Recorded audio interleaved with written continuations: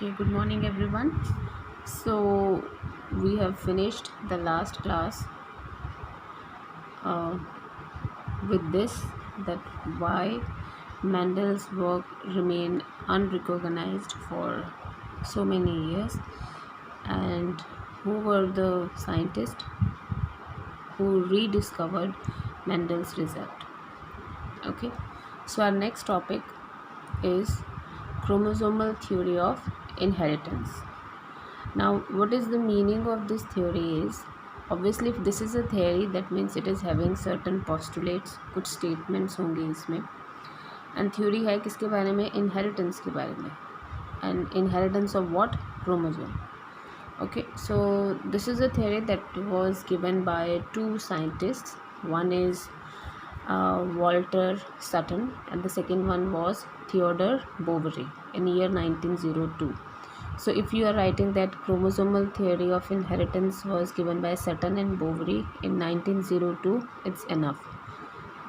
First name, if you are able to remember, very good. अगर नहीं याद रहते तो the second name, that is the surnames are okay. Sutton and Boveri. Year use ज़रूर याद रखना है. It is 1902. So what are the postulates of this theory? This theory states that the pairing and separation of a pair of chromosomes is actually the cause of separation or segregation of the pair of factor it is carrying. ठीक है, हमने बात की थी law of segregation की, which states that two alleles or two genes which are controlling a character, they will be separated at the time of meiosis. Now what they found out, that why those two pair of genes which are controlling one character, they are separated because the two chromosome on which those two genes were present, they actually get separated at the time of gamete formation. So इससे एक ये rough idea हमें तब जाके मिला कि actually जो genes हैं they are present on the chromosomes. Okay, in class 11th we have done that what is a chromosome, what is DNA, what is gene. I told you many times कि if it is a thread, that thread is a DNA and it is having small fibers as genes. उसी thread को जब आप और ज़्यादा condense करके viewing कर दोगे और ज़्यादा कंडेंस बना दोगे तो वही क्रोमोसोम बनेगा. तो मतलब एक्चुअली क्रोमोसोम भी क्या है, collection of genes but in a proper order. Okay, और डीएनए क्या है, that thread which is carrying that genes. So when that thread is properly arranged in a proper manner, in a sequence, तब हम उसे बोल देते हैं chromosome. अगर वो ऐसे ही टेढ़ा मेढ़ा सा, टेंगल्ड सा, अनऑर्गेनाइज्ड सा पड़ा है, तब आप उसे क्या बोल देते हो, क्रोमेटिन. ठीक है, सो ये हमें पहले पता चल चुका, हमने क्लास 11th में कर लिया कि क्रोमोसोम्स जो है वो वही डीएनए से ही बनता है, जीन्स डीएनए में प्रेजेंट है. But these were the two, क्योंकि अभी हम हिस्ट्री के अकॉर्डिंग चल रहे हैं, दैट मेंडल ने पहले जीन्स फाइंड आउट किए और वो जीन्स जो हैं वो एक्चुअली कुछ लॉस को फॉलो कर रहे हैं, इतना उन्होंने पता किया. बट लेटर ऑन 1900 में उसका Mendel's work was rediscovered. But then in 1902, these two scientists, they gave an idea that why those genes, they are following law of segregation, because actually genes are present on chromosomes. So actually वो law of segregation या separation follow कौन करता है, chromosomes. ठीक है, so Sutton, the first scientist, he finally united this concept of chromosomal segregation मतलब separation of chromosome with Mendelian principles. Mendel के जो लॉ ऑफ इनहेरिटेंस थे उसके साथ उन्होंने अपना क्रोमोसोमल सेग्रीगेशन पोर्शन क्लब किया और फाइनली एक थ्योरी बनाई, that is the chromosomal theory of inheritance. इस थ्योरी को सिंपल अगर समझना है, what you have to learn that who has proposed this theory, in which year, and what is the main point of this theory. Main point यही है that genes they are present on chromosomes. That's why whatever the chromosomes are doing, automatically genes are also doing.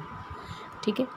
So what are the statements or postulates of this theory?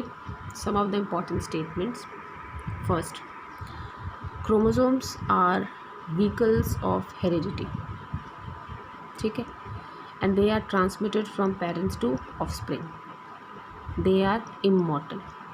अब यहाँ immortal उनको क्यों बोला गया है? क्योंकि the chromosome that I am having that were transferred to me from my parents and to my parents that were transferred from their parents. तो actually जो क्रोमोसोम एट प्रेजेंट हमारे अंदर है वो एक्चुअली कौन से क्रोमोसोम हैं जो हमारे ग्रेट ग्रैंडफादर्स ग्रैंड पेरेंट्स के हैं. तो वही एक generation to generation pass on हो रहे हैं. ठीक है. सो ये तो पहला पॉइंट हो गया कि एक्चुअली वो व्हीकल ऑफ हेरिडिटी कौन है? क्रोमोसोम्स, जो एक जनरेशन से दूसरे जनरेशन में पास ऑन होते हैं from parents to offsprings. Second point, two identical chromosomes which are having similar gene pattern, they are known as homologous chromosomes. This we have also done in class 11. That what is a homologous chromosome? A pair of chromosome which are similar. दो ऐसे chromosomes जो बिल्कुल same हैं, shape, size, सब कुछ उनका same है. But क्यों उनका साइज़ और लेंथ या शेप क्यों सेम है? Because they have similar genes on them. ठीक है. यू रिमेंबर ना, crossing over is done between homologous chromosome pair. तो वो homologous, homo mean same, logous मतलब लोकेशन. किसकी लोकेशन सेम है इसमें? जीन्स की. जैसे कि ये इन्होंने एक शो किया है. This is a chromosome. At first it is having the gene of for eye colour, second it is having gene for some another enzyme. इसमें भी फॉर आई कलर है, फॉर एंजाइम है, फॉर साइटोक्रोम सी है. तो ये इन दोनों को हम क्या मान सकते हैं? These are homologous pair of chromosomes. ठीक है. Then homologous pair they will segregate during the gamete formation. As well as the independent pairs, they will segregate independently of each other. And the last one is chromosomes are mutable. In short, जो हमने 3 law पढ़े थे Mendel के, उसमें से जो तीनों laws हैं, that 2 genes are controlling 1 character, पहला law. Then law of segregation, law of independent assortment. ये तीनों लॉ जीन्स क्यों फॉलो कर रहा है, कैसे फॉलो कर रहा है? Because those genes are present on chromosomes. So that means actually उन तीनों लॉज को कौन फॉलो कर रहा है? क्रोमोसोम्स. ठीक है. For example I am taking here first law. First law क्या था? That 2 genes they are occurring in a pair. ठीक है. And they control 1 character. ये किया था. दूसरी, यहाँ मैं जीन्स का कंसेप्ट ले रही हूँ, यहाँ पर क्रोमोसोम्स का. ठीक. So 2 genes they are controlling 1 character. For example ये ले लो या कोई और ले लो, कुछ भी ले लो. So they are controlling 1 character. But the in case of this chromosomes, suppose we are having a chromosome pair, suppose this is chromosome pair 1-1. तो क्रोमोसोम्स भी पेयर में ही एग्जिस्ट करते हैं और 2 जीन्स जो एक करेक्टर को कंट्रोल करते हैं, they are also existing in pair. So that means both genes as well as chromosomes they follow the first law of pair. Genes they occur in pair factors. Similarly chromosomes are also present in pairs. Second law क्या है? Law of segregation. That the 2 genes or 2 alleles which are controlling 1 character, they will separate at the time of gamete formation. ठीक है. अब अगर ये 2 chromosomes हैं, इसके ऊपर सपोज कर लो यहाँ पर R है, यहाँ पर दूसरा R है, तो at the time of gamete formation ये दोनों क्रोमोसोम भी तो सेपरेट होंगे. ठीक है. जिसकी वजह से ये दोनों R सेपरेट हो गए. So that means law of segregation is actually followed by the 2 homologous chromosome. जो वो homologous pair separate हो जाती है, इफ़ यू रिमेंबर एनाफेज 1, ठीक है ना, एनाफेज 1 में होमोलोगस पेयर सेपरेट होती है. So that homologous chromosome is following law of segregation. Similarly, the two genes which are controlling one character, they are also following law of segregation. Last, if there are two pair of genes which are controlling some different character, then separation of one gene pair is totally different from the separation of second gene pair. ठीक है, यही किया था हमने independent assortment. इस gene pair की separation किसी भी तरीके से इसके ऊपर डिपेंडेंट नहीं है. इसी वजह से at times we can also get this type of result. Suppose ऐसे है कोई जीनोटाइप, मान लो आर और R this get separated, but y separate नहीं हुआ, दोनों वाई एक ही तरफ चले गए just because of some mutation. ये पॉसिबिलिटी है, इट्स वेरी मच पॉसिबल. अब ये क्यों पॉसिबल है? क्योंकि आर आर का सेपरेशन वाई के ऊपर डिपेंडेंट नहीं है. उन दोनों ने अपना अपना law of segregation independently follow करना है. ठीक है, अब उसी तरीके से हमारी बॉडी में क्रोमोसोम नंबर 1 से लेके क्रोमोसोम नंबर 23 तक पेयर्स होती हैं. सो क्रोमोसोम नंबर 1 की separation is totally independent from separation of any other chromosome, let it be 2, 3, 4, 5 या कोई भी. तो किसी एक पर्टिकुलर होमोलोगस क्रोमोसोम पेयर की सेपरेशन किसी दूसरे क्रोमोसोम जो कि ऑब्वियसली उसका होमोलोगस नहीं है उसके ऊपर, उस पेयर पे वो डिपेंडेंट नहीं है. Is it clear? Both chromosomes and genes, they occur in pairs.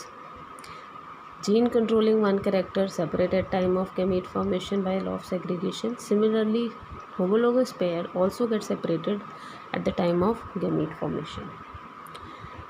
Two different gene pairs controlling two different characters, they are following law of segregation or they are assorting independently. Simple language में इसलिए बोल रही हूँ so that you can write down. These two are following the law of segregation independently from each other, not dependent.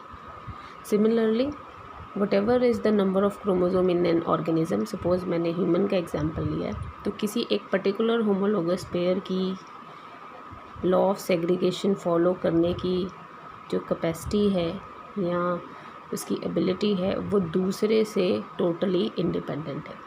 So from all these statements, what do we come to the final statement why chromosome and genes, they show parallelism in their behavior?